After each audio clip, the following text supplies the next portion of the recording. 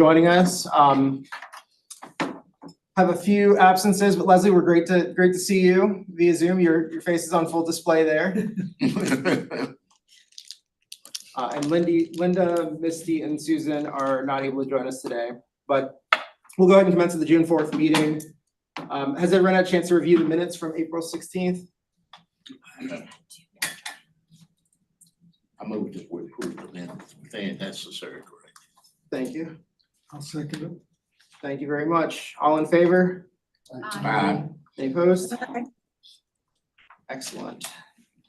So I have a nominal spot for old business, but I think we can just jump into the new business. We have a good amount to discuss and try to recap, so forgive me for going a little bit quicker, but I think it makes some sense for us to go in the process review, and Rachel was kind enough to ballpark with me some of the things that we had talked about that went well and where we could improve. So I'll turn it over to Rachel to kick us off in that conversation. Sure. Hey, everyone. When I was speaking with the chair in advance of this meeting, we were talking about how do we make sure we have enough time for our strategic planning conversation and our funding philosophy, kind of the looking ahead part. So rather than a overly structured or formal process review, let me scoot down so I can see again. No sticky notes and flip charts and guided structured conversation today. And in general, it feels like this group has done a great job with its process improvements year after year. I think we're in our 5th year. I usually look across the room to Angela when it's time for fact checking. We want to continually make improvements and tweaks about how we invite applications, how we review applications, and we look at it twice a year, right after we're done, to capture those thoughts that are top of mind. And as we head into our next cycle, welcome Kit. So we'll talk again about making eye contact with somebody who won't be at the table when it's time for our next process. The committee will convene again in it's like November timeframe and talk about what to include in the application and what funding priorities do we want for our FY 26 grants. So for now, our open-ended questions to you about this FY 25 grant making cycle are what went well and what could be improved.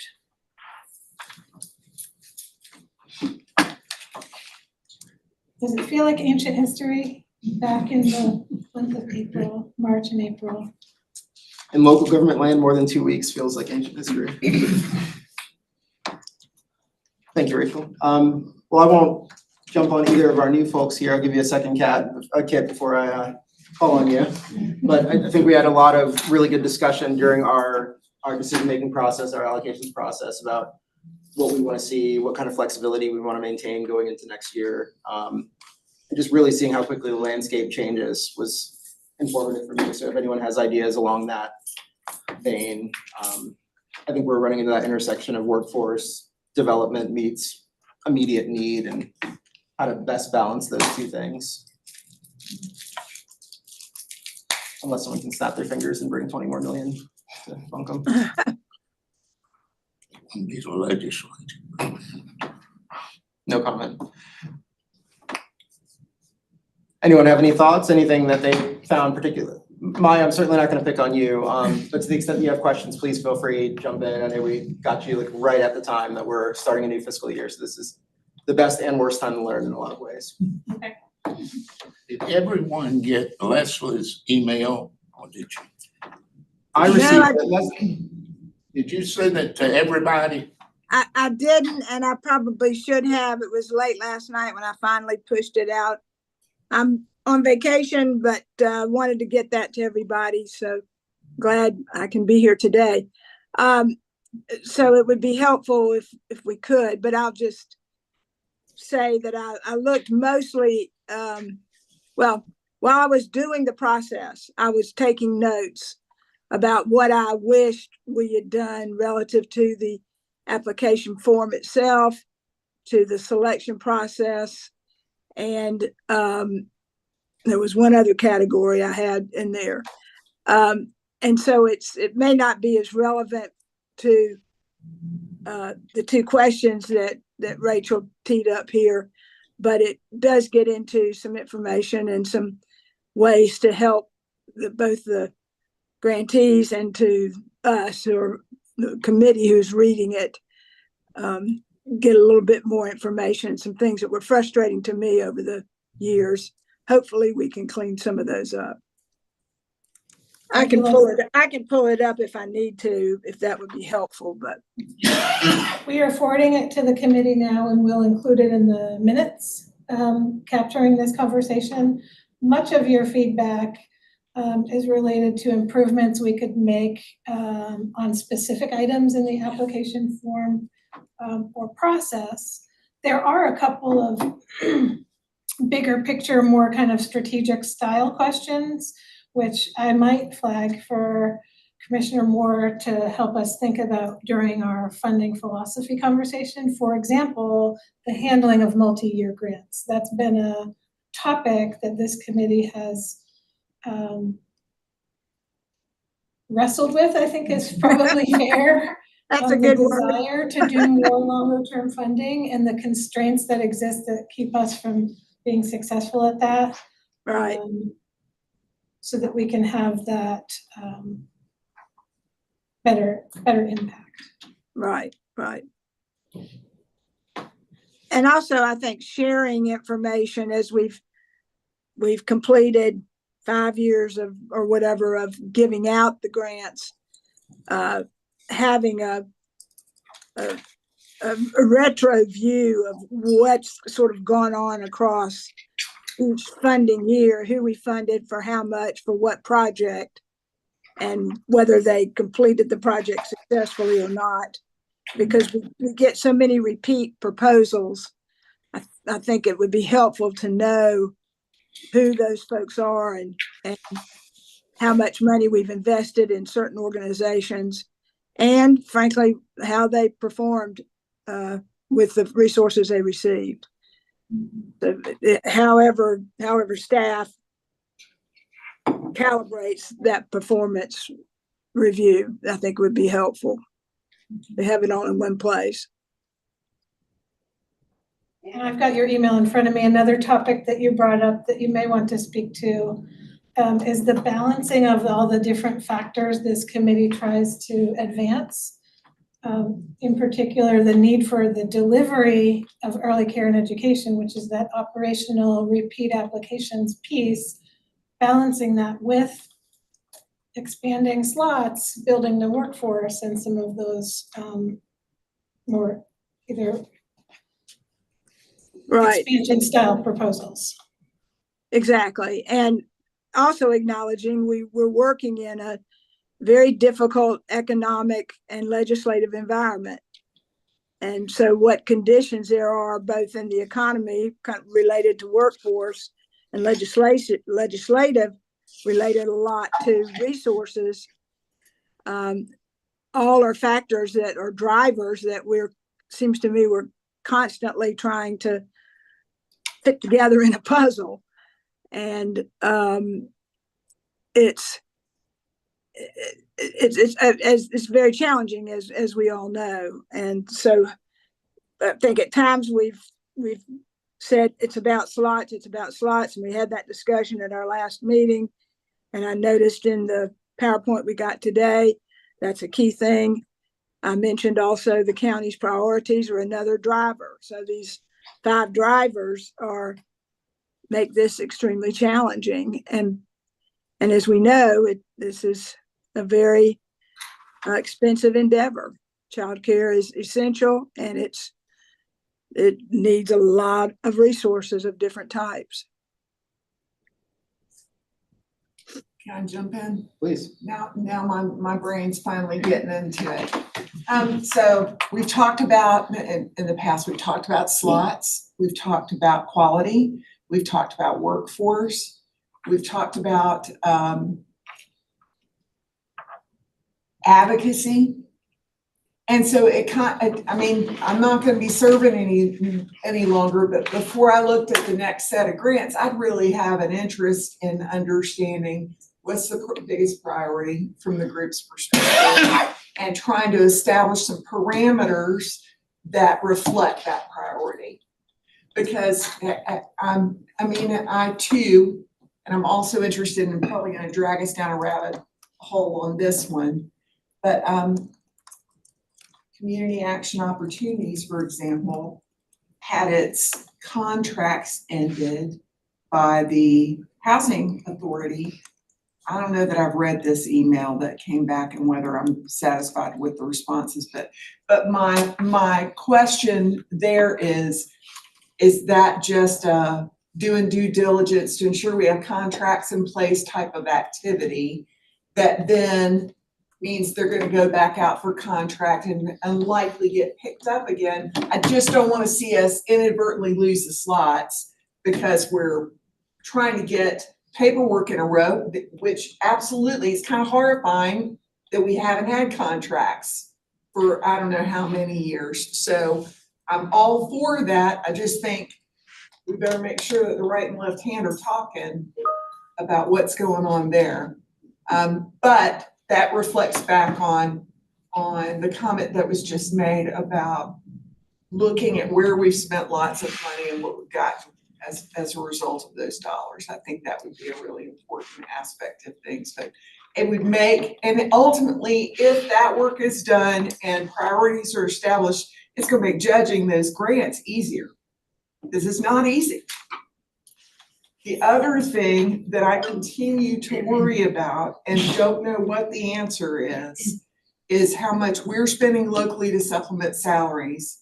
And is salary supplementation where the focus where we want it to be? Or is it, do we want to spend money on other things that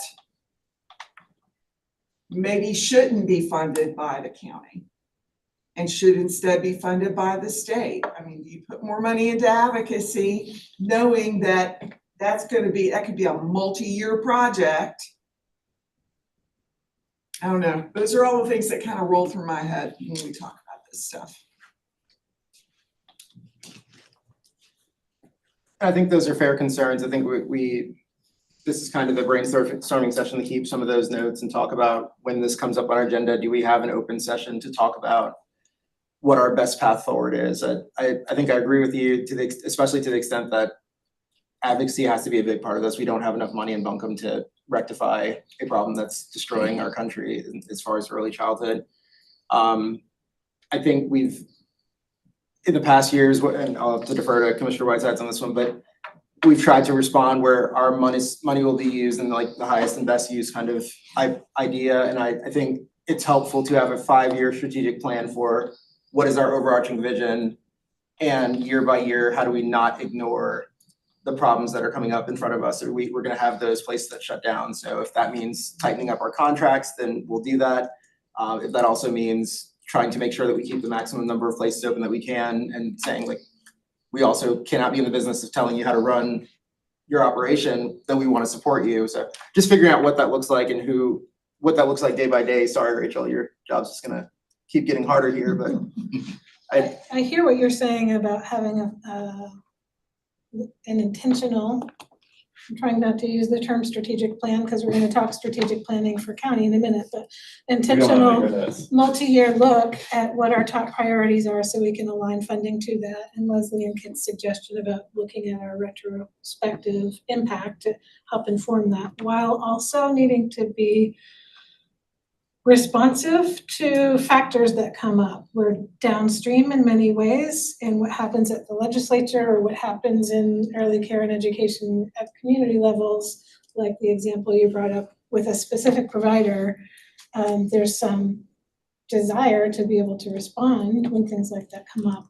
That one hasn't produced it. In that kind of vein, we also responded when we had one that was closing in Buncombe County, and we happened to have some available funds that we could do some things with in order to assist in keeping those slots open. I think that's super important. I mean, we were talking about it, and I said, if not this committee, then who would we have gone to try and keep all those slots open, those teachers employed, et cetera.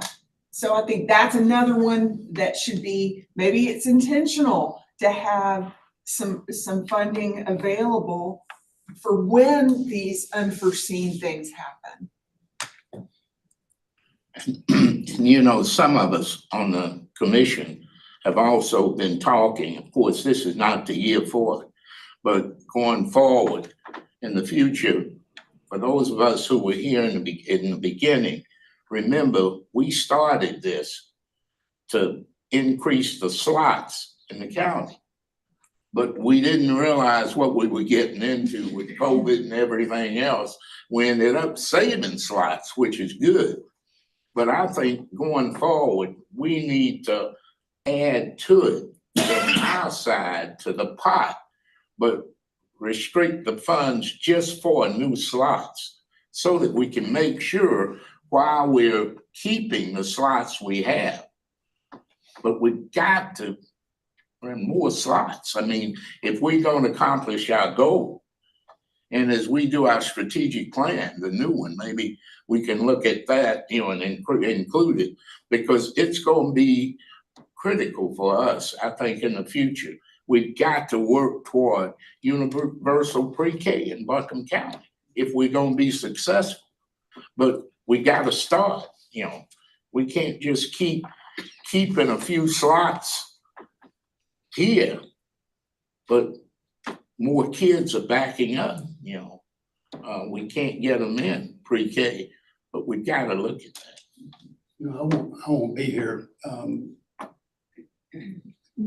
but I think the focus on advocacy is going to be crucial. So however the committee decides to focus its money every year, whether it's increasing the number of slots or whatever parameters the committee puts around, I think that's fine. But I had the experience of being on a committee, a statewide group that met for years on Medicaid expansion. And Medicaid expansion, you know, North Carolina came in right under the wire, next to the last one or something like that. And it took a decade at least. And when I've talked to my board about my distribution committee, grants committee, about advocacy, I've talked about the fact that yes, it's much harder to measure. You're not going to see gains every year. It's a long battle, but it only takes one victory. And so if it takes 10 years, but you finally ring the bell in Raleigh and you get the necessary state funding to do all of these things, then it may, you know, I mean, to me, that's what's worth the investment, is the investment in getting the changes made in Raleigh. Whether it's increasing slots, whether it's the teacher pipeline, I mean, a pipeline for what if they're not going to get paid enough? I mean, it's, so whatever the committee does, I hope the advocacy angle isn't, I mean, I know that the commission, the county already has a lobbyist, but I think it's going to have to be something more intentional, focusing on early childhood. And it can't be just at Buncombe. I mean, it's also got to be places that don't, you know, that also have a more conservative reputation and representation. And there are people on both sides of the aisle who want this to happen, but until that happens, this is going to be about Band-Aids. Medicaid is a good example of that. And we were one of the first chambers, for example, to come out in favor of it. And but people were kind of like, well, what do you expect? That's Asheville. That's right. And so we had to work with and tell the story over and over again to the chambers that were in more conservative areas and throughout the region that has more conservative representation. So I agree. You could be in for a long haul though, if what we experience with Medicare and I-26 funding are an example. It just takes a long time. The fact that we've got a person in commerce representing childcare as infrastructure, the fact that the North Carolina Chamber has taken on the issue and incorporated it into their legislative agenda are huge points to me and that we're at least making progress. I guess I want to follow up on a piece that Kit's just saying. I keep coming back to over and over and over again, workforce. And I don't necessarily mean early childhood workforce. That childcare, is a workforce issue for economic development. Sure For is. every business around. Yep. So maybe this committee, we need to start thinking about how, and I know the chambers tried to do a lot with businesses to get them to do on-site childcare. And maybe we as a committee need to look at ways to jumpstart private companies into, offering, childcare on site, as part of their workforce development and workforce need. Because we've all heard stories of people, being offered jobs, but they can't find childcare, so they don't move here. And so, I think maybe we need to, sort of broaden our view of workforce and then bring in, the business community. Because again, I think as you said, it's gonna take private, individual business and, county all coming together on the three-legged stool to have it stand. So maybe we need to think about directing some way of helping businesses get over the hump to start. It is so expensive too. The ones that we've talked to, I've dragged many of our strategic partners into conversations and looking into it, and it is so expensive, and it's not like there's grant funding out there for that. And frankly, they don't want to be in the childcare business. They might be willing to offer up the facilities, but they don't want to be in that business.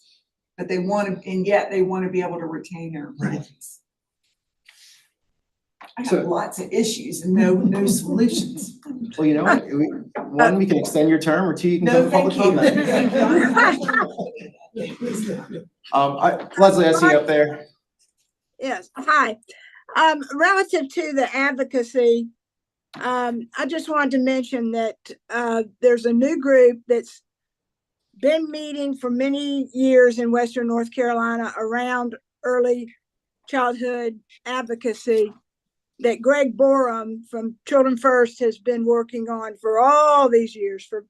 He's been in this arena for 15 years or more. And I had the pleasure of meeting with him not long ago about this group, and it's called WNC Early Childhood Coalition. And he is bringing stature and resources and people with this single focus of what we've just been talking about. Over these years, these 15 years and more that so many of us have been involved in this advocacy, but he as a consistent person has developed very valuable relationships with legislators and kept up with who's in what roles as they change. And they are speaking directly with the folks that they think are the most powerful and the most likely. And there is an early care and education caucus now in the legislature, and they're working with this caucus.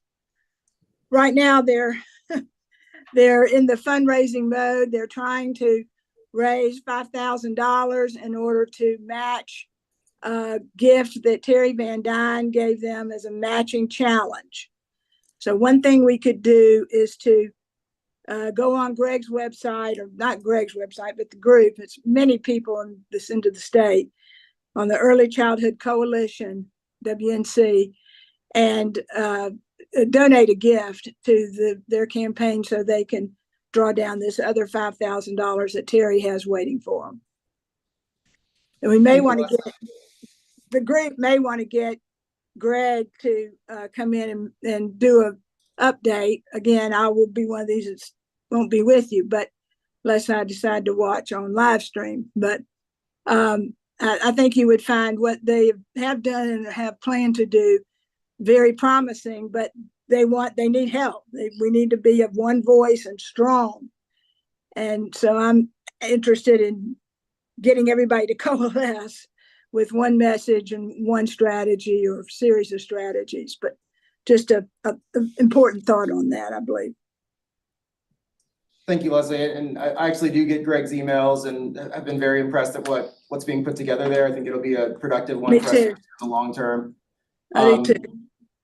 Rachel, to make sure you have some action item from what you actually put on our agenda here. My vote will be that we consider doing kind of like what we did for our last county commission work session and having strategy and innovation come in so we can kind of brainstorm some of this in a longer than 10-minute kind of vein. I think there's a lot of important conversation we have to have about advocacy, but certainly don't think we'll be able to accomplish that now with the other things on the agenda. So if we can have that in the future, that would be. Agree. And when we had been talking about the concept of funding philosophy, teeing up and feeling out this group's interest in establishing said approach that kind of organically came up in the conversation. We do have August as an open agenda at this point, and could be a time when we pick that back up for further exploration. I'm going to propose that if everyone's comfortable with it. I think it would be really helpful based on what I'm hearing from all of our members who have been on for quite some time. And it might give us a chance to put together and share from commission side what our advocates are doing in Raleigh, so we're not duplicating efforts, and we can kind of get y'all's thoughts as community partners. And I'll beg you to come back even as a non-member kit, but just so people can hear what efforts we're taking, maybe get a 5-10 minute update from them, and see if there are any areas of opportunity that we're missing, or if it's as simple as a phone call to the right legislator. Again, it's a bipartisan issue. Everybody has kids. Everyone wants kids to thrive. So hopefully we can make some progress there. So we'll put our heads together to come up with a good agenda for that session. Thank you. Any other closing thoughts? Otherwise, I'm going to give Burnett and Matt a redux version of the time we initially allotted for y'all. I have one thought. One thing. Can you guys hear me? Yes. Yeah. Okay. One thing I think would be valuable to work on moving forward is a way to respond to big news, like, for example, the Head Start question around whether or not they will have facilities or not, with regards to funding, because specifically in that instance, I have concerns about if those centers don't open, should that grantee receive the same amount of funding, or do we need to adjust to make adjustments? So, but like from a systems perspective, I think it would be helpful if we have a way to respond to things like this from a grant making perspective. I agree. I think traditionally we've opted for subcommittees that we advertise here in public so everyone can know we're complying with open meetings laws. But I've been blown away at how many folks have volunteered extra time to make that happen. If we can add a little bit more of a firm structure around that, if we want to have a standing group of emergency response folks, that's fine. But I kind of would defer to staff in terms of what y'all would have capacity for in terms of impromptu meetings for those kind of crises. We'll include it in the funding philosophy discussion. Sounds good. So 20 minutes. Great. And just to revisit the what went well, where can we improve? Staff is always really proud to work with this group of volunteers and proud to be able to, on your behalf, be reaching out to all of the community organizations who are recipients of the funding. So thank you for your dedication. Well, thank you for helping all of this vision become reality.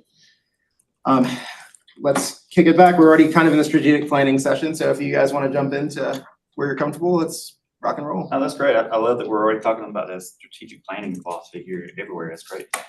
So Burdett and I are here today in a little bit different capacity. Instead of sharing data or helping to aggregate it, we're asking for it. As some of you, especially commissioners, are well aware, we're engaged in deploying our new 2030 strategic plan and closing out the FY25 strategic plan next year. So what we wanted to do, because we felt like it was a bit of a gap last go around, was to consult with some of the committees that are engaged specifically around some of the focus areas in the strategic plan, one of these education. So what Burnett and I are going to present to you today is going to be a a truncated version of some of the proposed information that's going to be going into the strategic plan. The full version being shared today at the commissioners' work session right after this. I will say, just as a normal caveat, all of this is proposed draft, whatever your preferred verbiage is, because nothing's been adopted yet and everything is on the table for editing. So start with, going to really just for the benefit of everybody who's either in the room not familiar with it or watching and not familiar, really brief overview of the strategic plan process, and then we're going to recap some of this stuff before we kind of reach out to committee members for their feedback on certain items. This is going to be a little bit less of one of those structured facilitations. No sticky wall today. That comes later today in the work session, but we do want to grab some feedback from you folks, specifically since you're so close to this specific topic around education.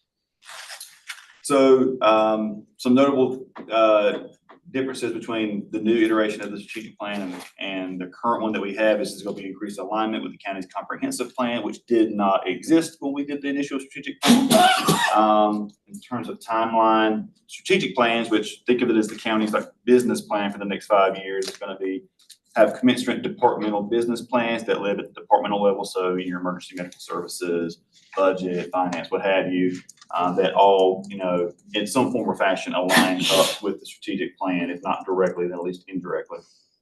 And the strategic plan, we're required to have measurable goals, because otherwise we cannot show what progress we're making, if any, on this.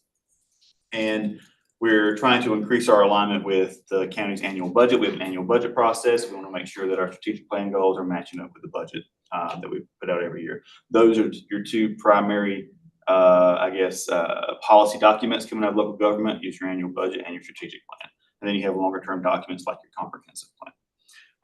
The strategic plan is a little bit different than in this new version than it is in the old, simply because it's going to have its own objectives and goals.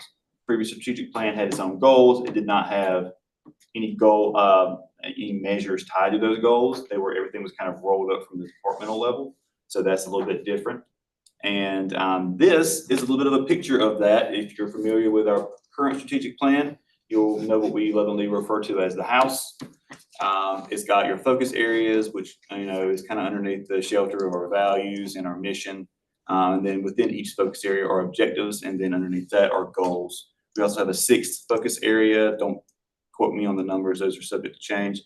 Which is our operational or our foundational level, and that's all the stuff that actually makes all the other stuff work. So finance, budget, and IT, and all those operations that most folks in the county don't see every day. There's a lot of folks behind the scenes making those things function. We like to use Dollywood as an example because I haven't yet met anyone who dislikes Dolly Parton. So when we're talking about goals and focus areas and objectives, it's all nice in the abstract. This is a little bit more of a concrete example. Obviously not real. Did not get this from Dollywood. And it's obviously not a Buncombe County goal, but if you're thinking of how to put this into a more, or I guess less abstract way, a focus area might be something like music appreciation. And within that, you might have numerous objectives, one of which could be, ensuring that guests have a quality musical experience. And then you have several goals related to how you would measure whether or not that objective is being met. What you don't see on this slide, and what you won't see on any slides that we show, are all of the different activities that are taking place to make sure that those goals are being met. We call those initiatives or strategies, what have you. And those are the things that we do to make sure that, hey, we are ensuring that we're reducing time between musical acts or whatever it may be. But the good way to think about it is an objective is kind of a broad statement of direction. And then we have SMART goals within those, SMART being an acronym for specific, measurable, achievable, relevant, and time bound. This is a bit of our timeline where we find ourselves currently. If my cursor's on the screen, yeah, it kind of is right here, this June box, where we're soliciting feedback from the community, from employees. We're taking things to the commissioners this afternoon. We'll be doing that again later on in the summer in August. And then, we're trying to aggregate all these things and roll them up into something that the commissioners can then take forward, move forward, we're comfortable with, and adopt. With ultimate adoption currently slated for November 9th. We have multiple community input sessions available for the public. That says 21 There have been an additional 4 added since this slide was created. So we're up to 25 now that happened in the course of May. And we did that in partnership with CAPE and our equity office. And there is some demographic information to be collected. The reason we're collecting that information, which is voluntary, is just to make sure we're, making sure that we're hitting every element of the community that we can. What's CAPE stand for?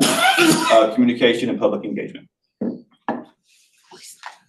And that's kind of a brief overview of the strategic plan process. Hey, I did that in 5 minutes.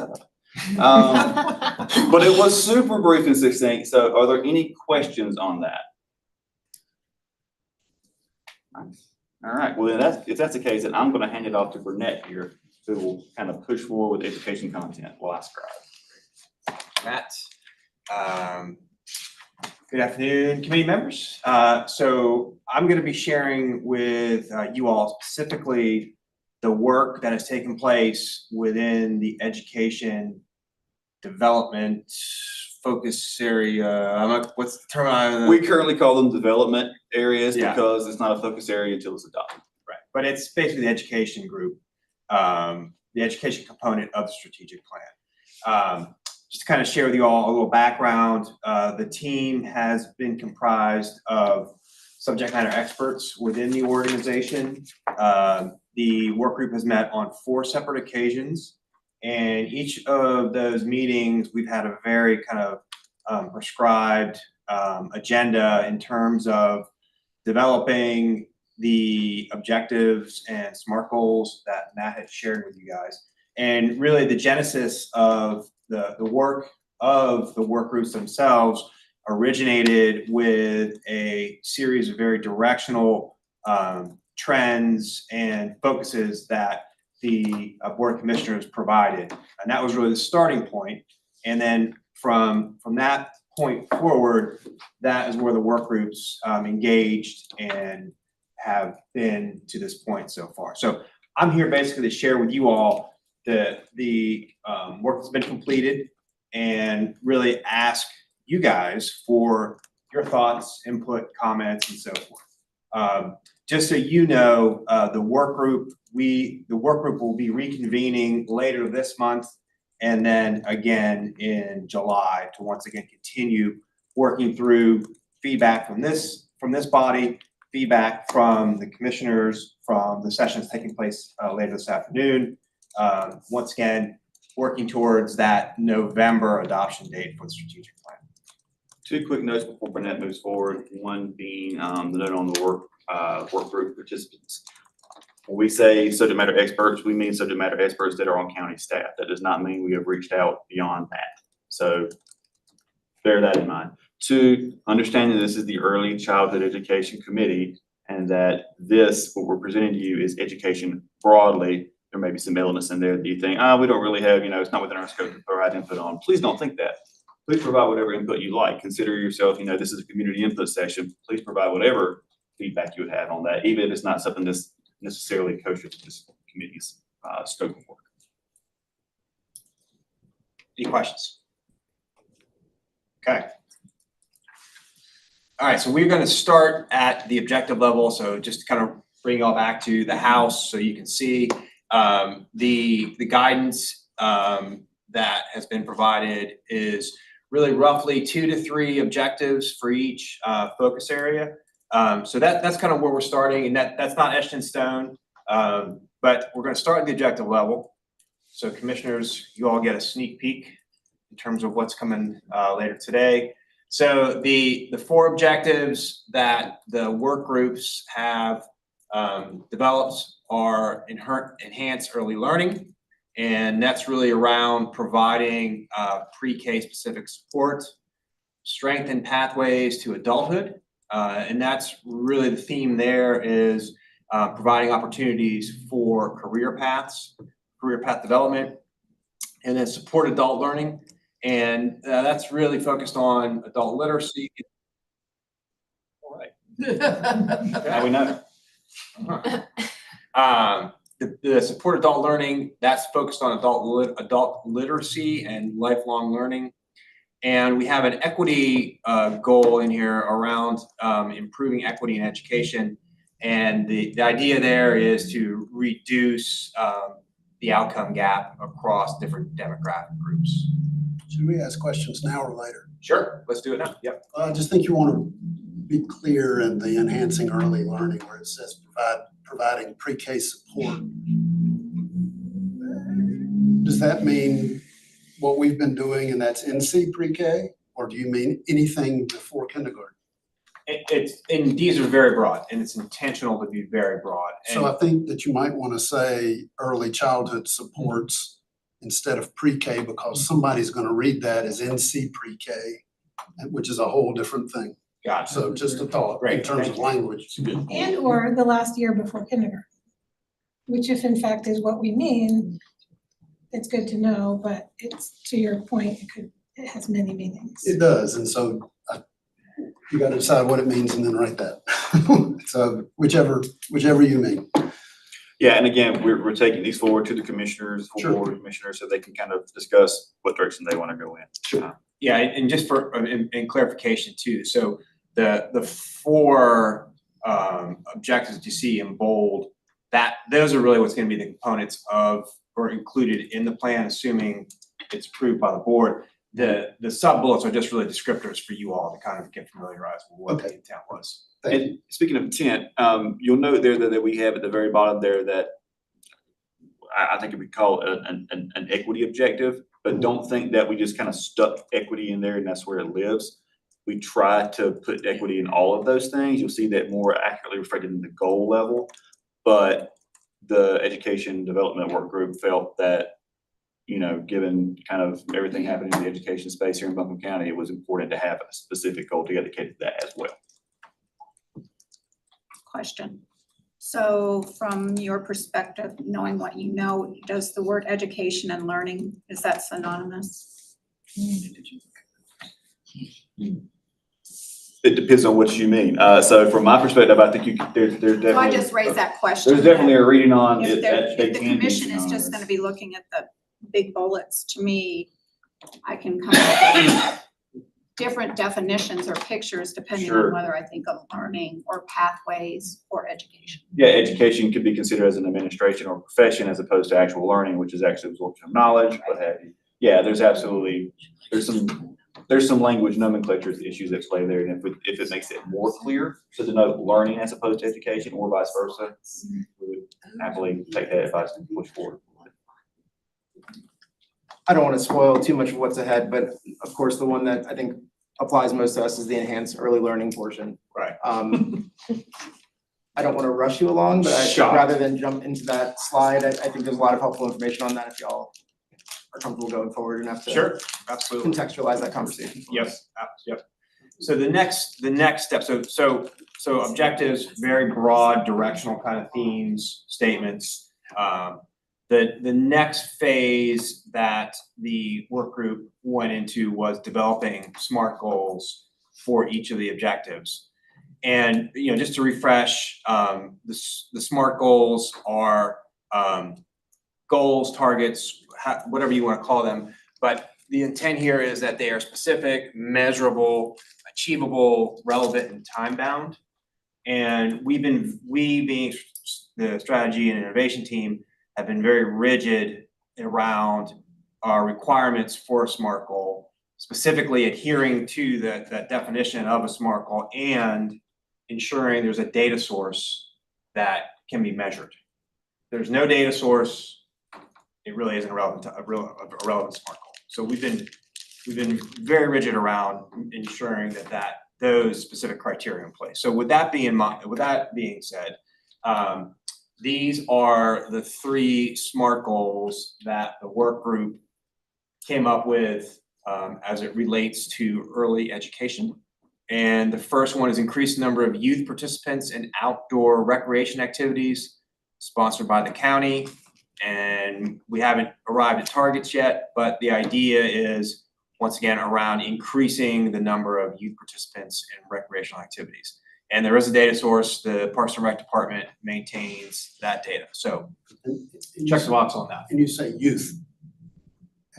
So how old is a youth? We haven't really defined that. Because this is early learning. True. And I don't understand how getting young people in the parks is, I mean, I think it's a great goal, but I don't know why it's in early learning. So if I can jump in on that one. So when this is presented to commission, this doesn't necessarily reflect what we're going to do as much as our internal audit of what different departments in the county have identified where they can have impact. That does not mean that that's something that we're gonna say enhances early learning per se. I think this is just a proposal of internal experts offering where they think it can be a value add. My guess is number 2 and 3 are probably much more of interest to us specifically than the former. I mean, I don't think anyone, even Parks and Rec, would reject the idea that.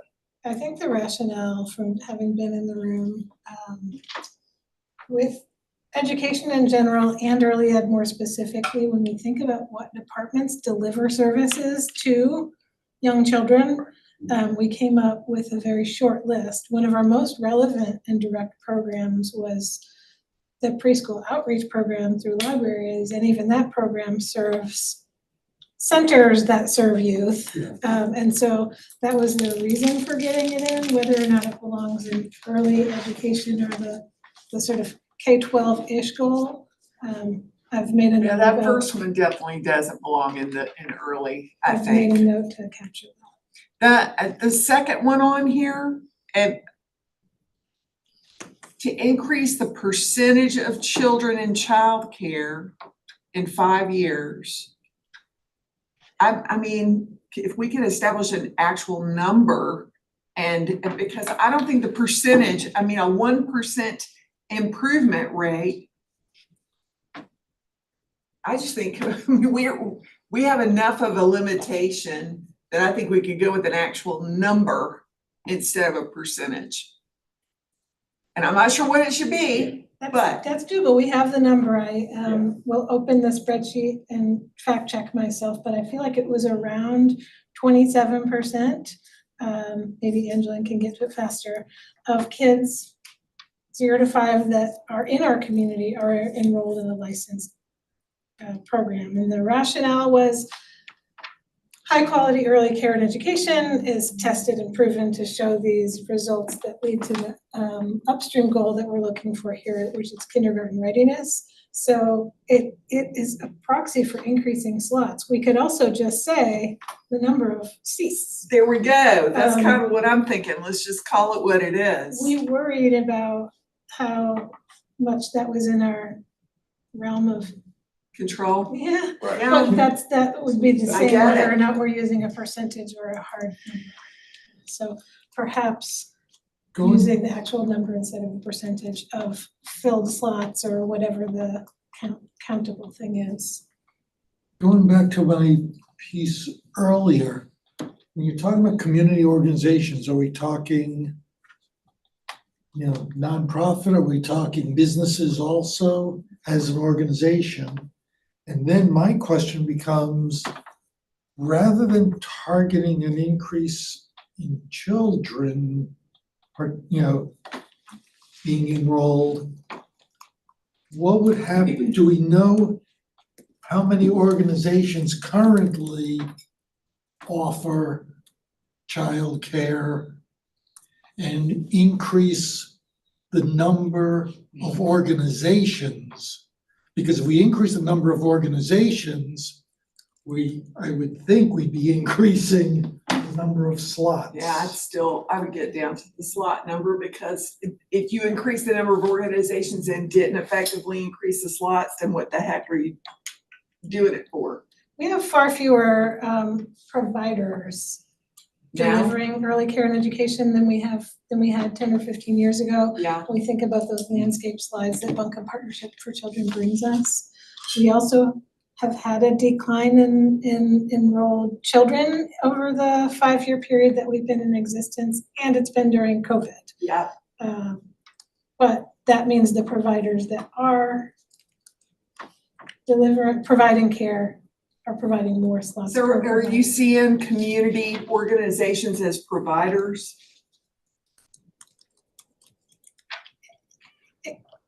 Me personally, I think that it could be those providers of it, those advocating, those other co-investors in an inclusive way. Okay, got it. But again, we're not doing about delivering slots as a county unless our commissioners are saying, Well, we have that's why to- it's gotta be we with have to get with back in the providers childcare or- business. If they give us that directive, the goal sounds different. Well, that will not come from me today. Leslie, Muted. You're muted. Leslie, nobody Leslie, can you're hear muted. you. You're muted.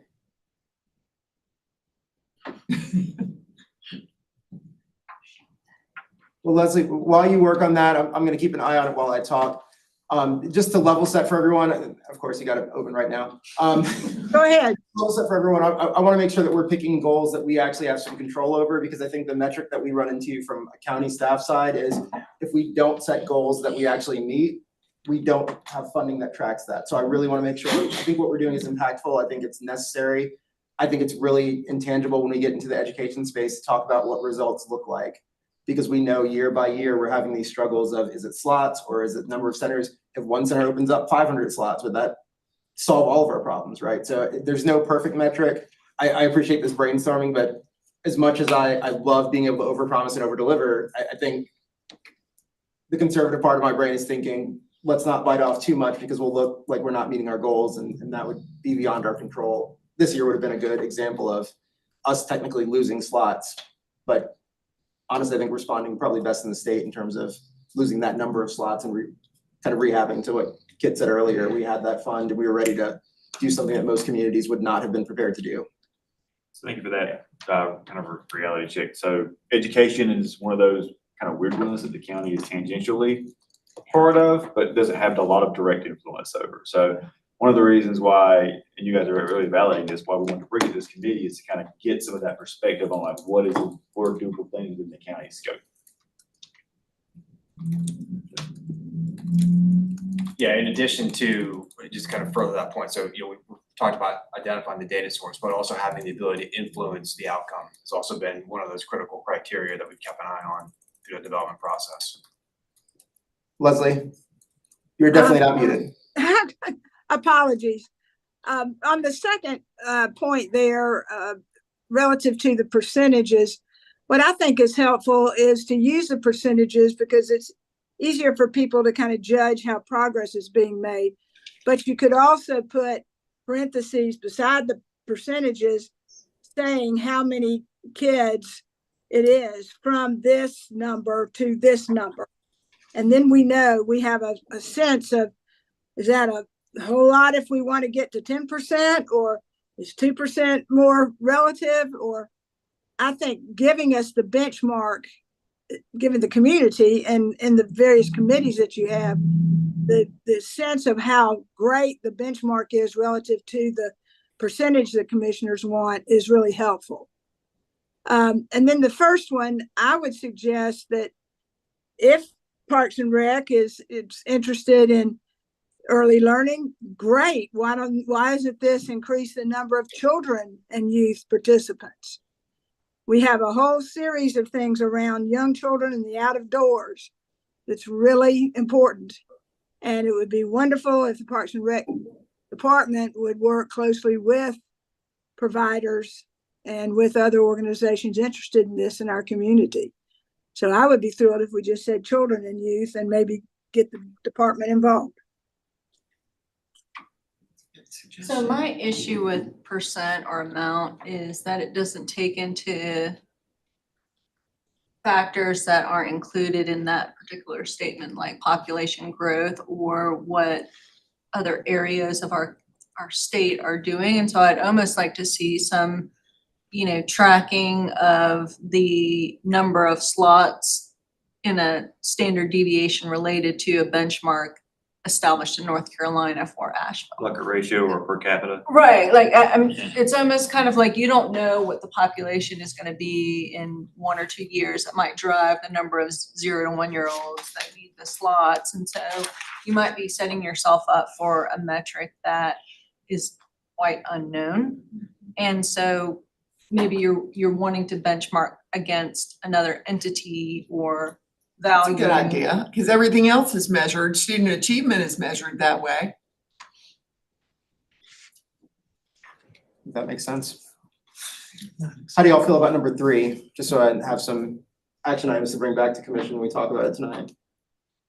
I have a clarifying question with number 3. Are we talking about like just Buncombe and Asheville city schools? When we're talking about this, it's not like we're not including charter schools and. I would like to have all, and we Okay. have a data source only for public schools, which is Right. about, did we say 70%? 70%. Of kindergartners are in one of those two systems. Okay, The limitation there is the data source. Where we're gonna get that, because we don't have reporting, for instance, for children who are homeschooled. We don't have that. We know percentage of homeschool children, I thought. Well, we're talking specifically around Sure. kindergarten readiness scores, just Yeah. measured by DPI.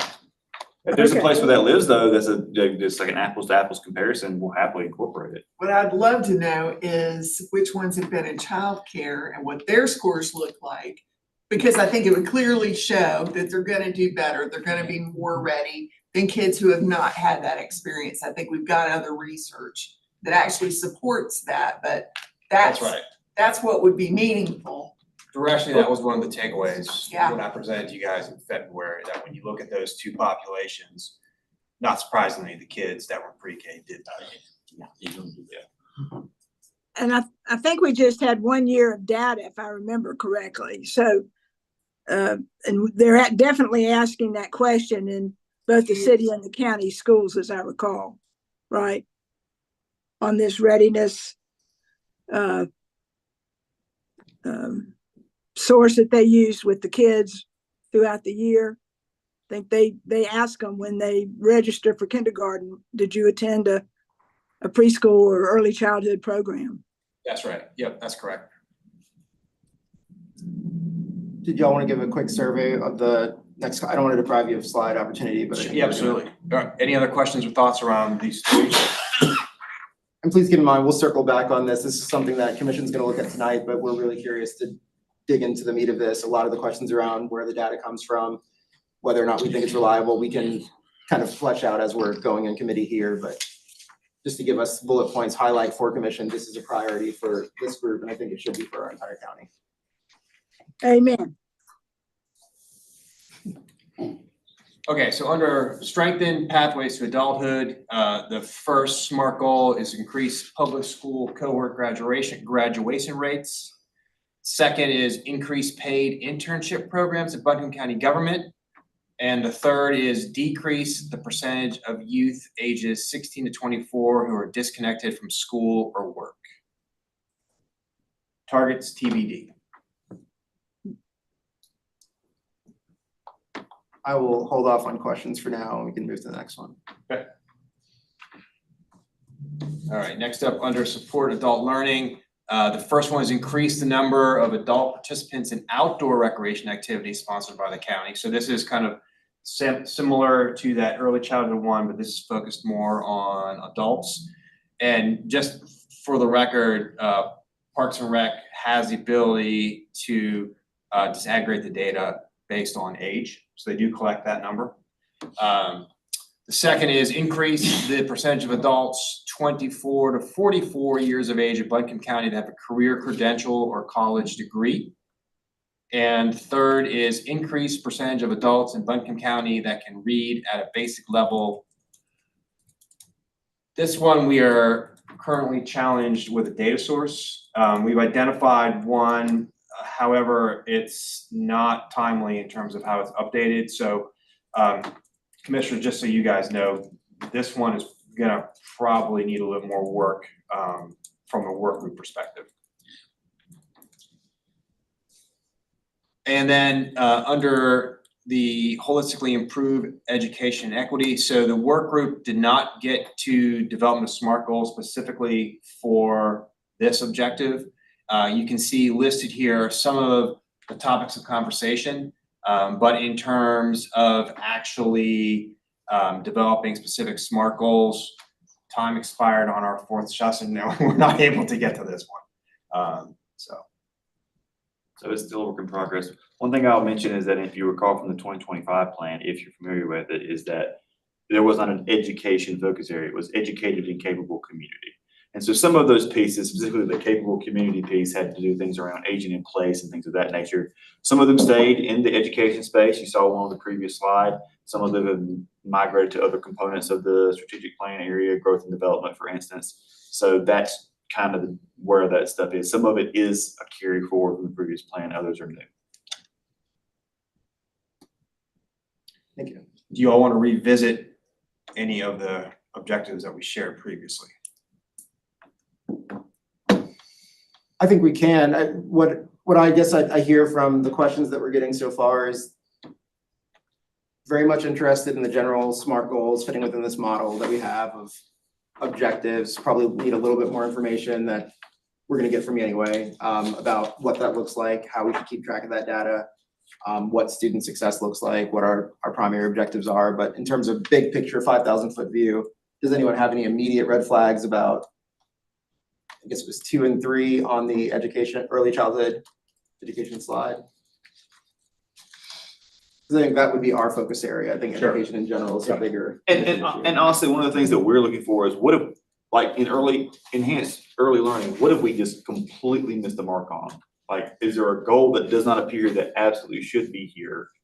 So for instance, we heard, like the youth participants piece, maybe not, but is there something else that's not on here that, from your perspective, or their perspective of this committee, is something that we should be looking into that is within the county's scope of operations that we can get our arms around and find a data source for? I know that's a lot of caveats, but asterisk. Yeah. Well, I guess I'd just say, and this kind of came up during our work session. I'm sure all of you were riveted watching that for the one of you. The problem that I have with number 1 is not even the Parks and Rec portion as much as what metrics are we looking for enhancing early learning? Is it 3rd grade preparedness, how these kids are performing at a certain point from point A to point C? And if so, how much control do we have over that? Are we okay listing goals that we have no control over? I can see like anyone who does data and stats is probably gonna be really off put by that, but that has been a large part of what we've been discussing. So we're doing ourselves a disservice by not setting tangible goals, because if they're not collecting it, or if we don't have control because something happens after ECE, then that's a hiccup we need to fix with the school boards. And not to say that we shouldn't try to do that. That's certainly something commission should do, but I don't want our effectiveness being impacted by the decisions other people make or don't. Great point. And know that staff works on setting a lot of below the line performance goals with those organizations that we fund. So knowing that this is directionally the system level measure we're getting at kindergarten readiness, we're looking at the development of kids that are enrolled in providers that we're funding and how much growth or proficiency do those young children show from the services provided in the classroom that year, et cetera. And we're collecting the demographic information of the race and ethnicity of the kids that are enrolled.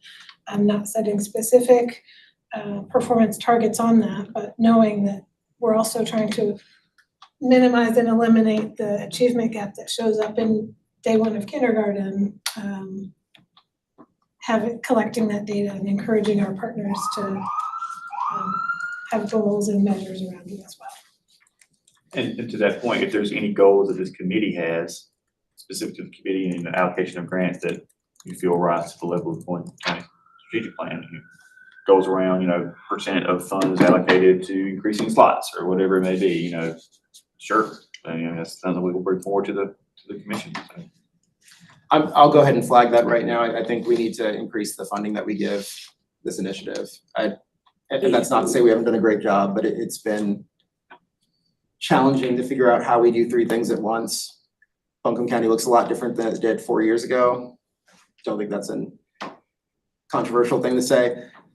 We should probably consider a real expansion plan that's more than just a incremental increase year by year, and actually start looking at the data that we have that's showing that we keep talking about this problem. We need to have money to fix the problem that we're complaining of. Amen. One thing I don't see on the,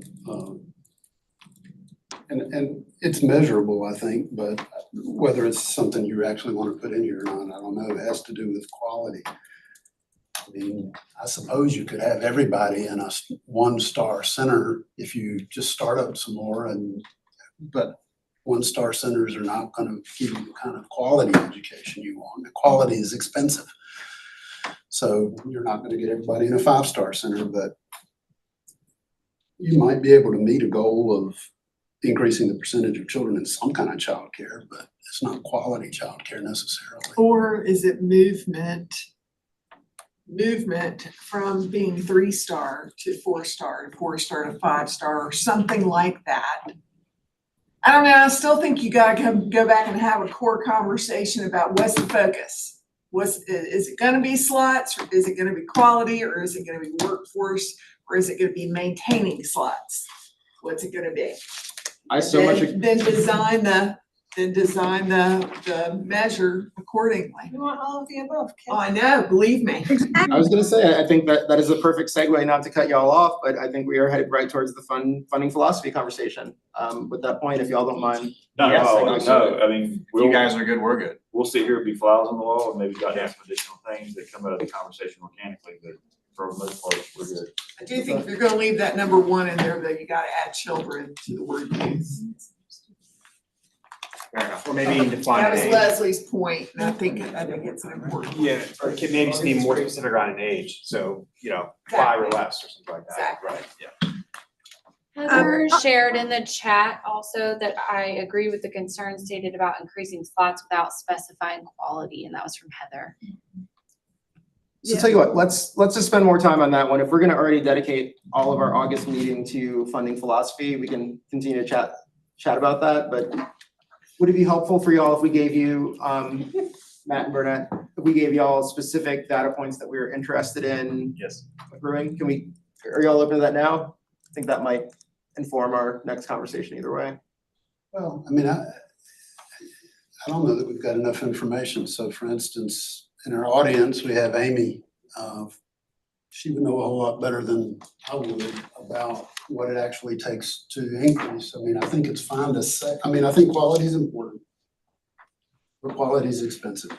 And so is increasing quality at the moment the right priority, or is just coverage a better priority? I don't know. I don't know the answer. Is it better to have one more child in childcare, period? Or is it better to have fewer children and higher quality? Those are the kinds of, that requires a level of expertise that I don't have. Well, it seems to me, Philip, that it's tied to kindergarten readiness. You can have children in lower quality programs and they may not meet the standards that we want to see for kindergarten readiness. So they may be in childcare, but they're not being prepared for success in school. Right. I mean, we don't know, and I'm sure there's data on that. But I don't think it's that easy a trade. Sorry about that, Leslie. That's okay. The studies that we often quote are about high quality programs, not just a 5-star licensure. The state has the 1 to 5-star licensure, which is a proxy, I guess, for quality. The more stars, the higher quality. And we could easily add a goal or have a modifier to the slot goal that gets to the quality. And that was part of the committee's rationale for supporting NC Pre-K because of its high quality, and to your point, it's an expensive program to deliver. What I have heard from this committee from day one is both quality and participation. Exactly. And I appreciate that question, Philip. I think it's the one that we need to keep asking every year and keep going until we get it right kind of concept, because my guess is most programs, I can let you speak for yourself if you like, my guess is most programs are gonna say both. More money all the time, always, is generally the answer I get on commission. But in terms of where we can be most impactful or where we want to really be able to hold something up, because we're doing multiple things at the same time in terms of the advocacy. Saying that you have a proven successful model will get further support from people who otherwise are skeptical. So setting those goals in a way that we're playing the long game and also meeting the immediate need is kind of on my radar. But That's something. But it's an interesting question that I don't know how we totally answer, because if we take, if we put a priority of moving, let's say, and I'm just arbitraging, 2 stars centers to 3 stars, and will we get a higher return on readiness later on? So is that a place to put our funding, again, focusing on the quality question as opposed to the number question? And I don't know how we. Well, I mean, let's just muddy it even further. What about if we decided that slots were so very important? If we had research, and I would defer to Amy also on whether that research shows that any kind of childcare is better than no childcare. No, not really. Anyway, but I was thinking about family care centers. I mean, we talked before about the philanthropic dollars that are going into the expansion of family care in other areas of the region, more so than here, I think. That seems to have a lower threshold for establishing and creating slots. I don't know what that means about the quality. I don't know that you can say anything about the quality, but you could say we wanna foment more home care centers. And therefore, we're gonna have that as one of our priorities, and so a percentage of our money would go towards that kind of development, the development of that kind of center, so we actually get more slots developed. We have far fewer children served in family childcare homes today than we did 6 years ago when we started tracking our data.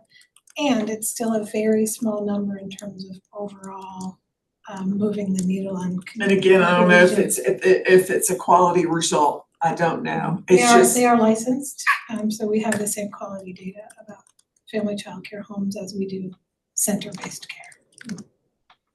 So I guess what would be helpful to me, and I say this betraying a little bit of ignorance about the numbers, I would love to know how many of each tier that we have when we next have this conversation, and that can help inform some of our goals. I mean, if we're at a place where we've got, like, let's say 3 is really great, and only 1 or 2 of our centers are at the 2 or 1 level, then we're spinning our wheels over something that really doesn't exist. Maybe not, but that information would be helpful as we're trying to figure out, and certainly want community input from our folks who actually do the work. I think Smart Start over the years has done a tremendous job in moving these centers up into 4 and 5s and some 3s. Amy's there and she can speak much better than I. But I think this is one thing that the state has done through Smart Start, is helped all over the state to move the quality of the scale. So it would be interesting for us to see it. I'm sure we've seen it before from the partnership, but they are on that data all the time. I'm gonna make my ignorance evident here by this question, but I'm curious, what are the criteria that helps a center advance in ratings? And what does it take to get from like 3 to a 4 or 4 to a 5? And what are those criteria that's needed to make those steps? Student teacher ratio. Education. Level of the instructor, the materials they're working with. I mean, there's probably a million factors. Not a million, but several key components that you've mentioned. Square footage, fence, indoors, outdoors, making sure that everything is fenced off.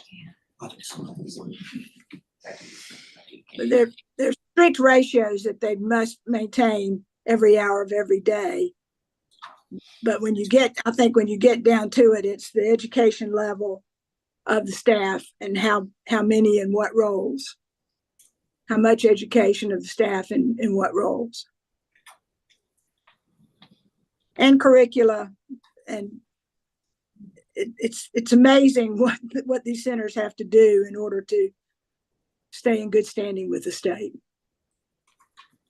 I agree, and I think that brings us kind of full circle to where we were in talking about, and we'll save this for another day, but our funding philosophy and why we focus so much on workforce this past year, because those things are intrinsically kind of linked, and any one thing can move the needle for the centers and our students both, but finding that critical mass of like, what's the perfect amount to get the perfect sauce here, so. Yeah, that sweet spot.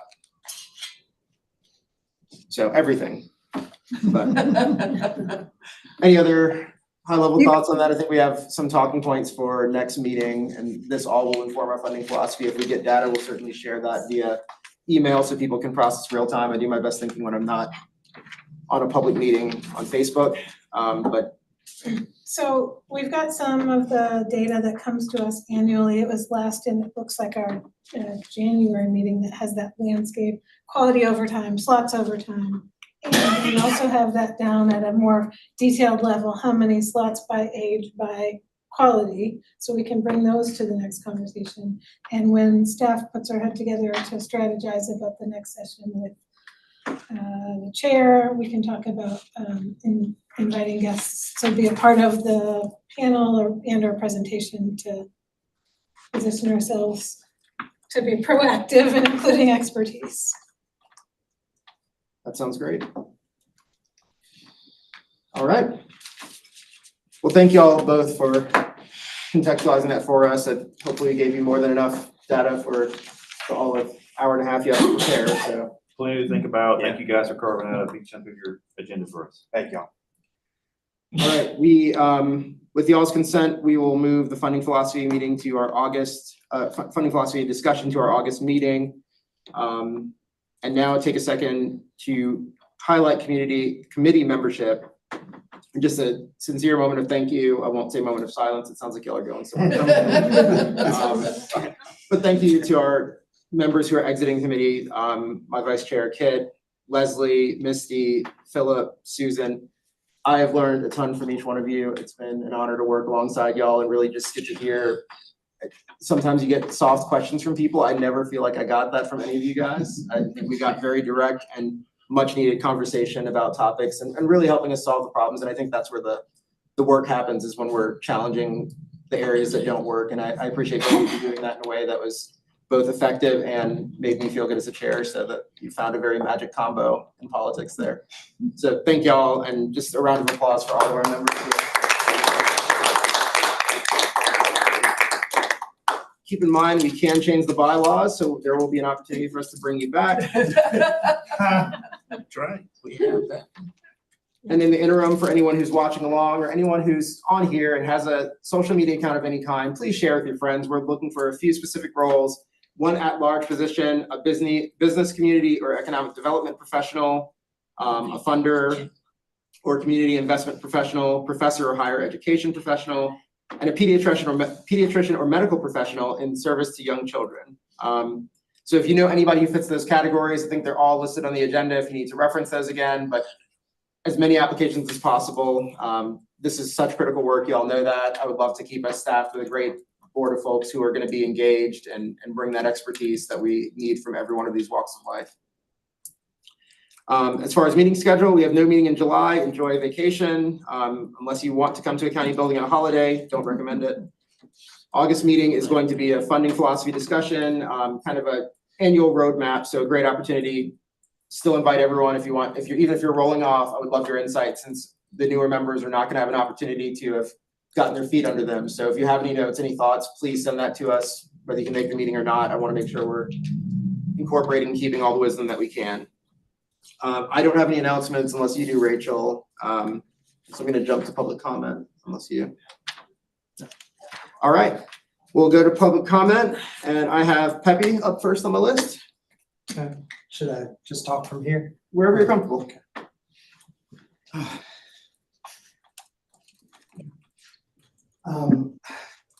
Because seems to be a recurring issue, I wanted to suggest to the committee that you might add a question to your grant applications, or just have this question in various locations for asking centers that are applying for grants or when you're doing surveys, how much notice is in their MOUs or contracts with their landlords for termination, and perhaps phrase the question to ask if they have 12 months or 18 months notice, and if not, how many months notice for termination of their leases. And you guys all understand the importance of that. And I just wanted to share that idea with you. Thank you very much. Thank you. And I will double check with Mr. Frew before, but I do think it prudent for us to be in a place with so many closures across so many different reasons, for us to have some at least working understanding of how long folks can provide and what we can be prepared for without interfering in some things that are only unto them. I do think it's helpful for us to have the knowledge. And I'm not suggesting that that be negative points or anything, but for information. Yeah, I think that's smart. Thank you. All right, and Amy, if you want to round us out. Yes, so I just want to express my appreciation for all the thought that's gone into the discussion today and the whole process. You all have raised some really good questions and some really good points. And I think there's a whole lot more to think about. So I'm just going to rattle off a few things and maybe connect with Rachel later. But Abby, I understand your point. And also, landlords and boards of directors are extremely fickle. And we have seen that in terms of changing their minds and timeframes and all that. But I think it's a good idea. The first topic that you all talked about was feedback on the applications and the process. And one thought I had was there is a question about what would be the impact if not fully funded. And it seemed like during the discussion around grant awards that kind of got pushed to the side this year. And that's going to be asked, and to give that a little bit more attention, I think could be helpful. And recognizing the dire straits that the entire early care and education system is in right now. So I appreciate the constant focus on increasing slots. I mean, goodness knows, we thought we would be 1 year stabilization and then move to expansion. And now we're desperately trying to stabilize. So you've got the end of compensation grants, and then what isn't, like getting public attention right now, just another big cut to NC pre-K administrative funding, which will impact quality. So looking at going back to this connection between quality, slots, and workforce, oh my gosh, is that ever interconnected, right? Quality is essential. And without a prepared workforce, education and experience, that contributes directly to quality. Without the workforce, we don't have the slots. We can't just look at NC pre-K because the state funds that and they haven't increased slots in ages. There's, it might be helpful to look at the work of the P20 Council that's been in existence for, I'm not sure, 4 years. That's preschool through age 20. And their goals very much mirror what we just heard in the strategic plan. Even some of the outcomes, and they have data. So that's through the Land of Sky, and it's 4 counties, but Buncombe is the largest county in that. The point about, Mark, to your point around business and that connection, I'm really happy to say that we have appreciated how at Buncombe Partnership, the Biltmore Company has stepped up and partnered with us in that 3-year grant, $50,000 a year to increase infant toddler slots, which we have the least number of slots when we talk about early childhood. And that is resulting in 40 new slots, which we were kind of astounded by that they got the teachers for that. But Kid and the Chamber hosted a leadership circle event that really focused on family-friendly strategies, and a lot of that was around childcare. And, I think expression of appreciation and understanding, and yes, employers need a stable workforce, and childcare is the linchpin to that, but they're not in a place where they can do that. But, you know, it means we have to have strong providers who could then maybe partner with them. And I think that's the key goal. So looking forward in this group, thinking about the Ferry Road project and as a big opportunity for expansion of childcare, how we might capitalize on that. And I think that's, so. 30 seconds, I'm stretching a little bit. Happy, healthy, and ready to succeed. We focus so much on K readiness and scores and all that, and I get that. And we do believe that's critically important. But part of quality too is tied directly to, if kids aren't happy and healthy, then the learning component is hard to reach. And that gets really shortchanged, and it's really impacting kids right now and what we're seeing in terms of mental health issues. Thanks. So Amy, I'm gonna put you in the hot seat in a future meeting. I will reach out to you before we do that, but it seems like a lot of our questions you were able to answer right off the top of your head, so we will coordinate, To do that. if you're open to it, we may see if we can loop you into one of our work sessions, or at least forecast some of the questions that we have, if you're okay with that. Yeah, happy to do that. And beyond just the once a year state of childcare, people recognize there are things that, critical things locally and at the state level that come up through the year. So getting those updates would be, we could do that. All right, our next meeting is going to be August 6th from 1 to 2:30. We will be on the ground floor again, and otherwise I'll entertain a motion to adjourn. Second. All right, motion is second. All in favor? Any opposed? Y'all have a great summer. I'll see you in August.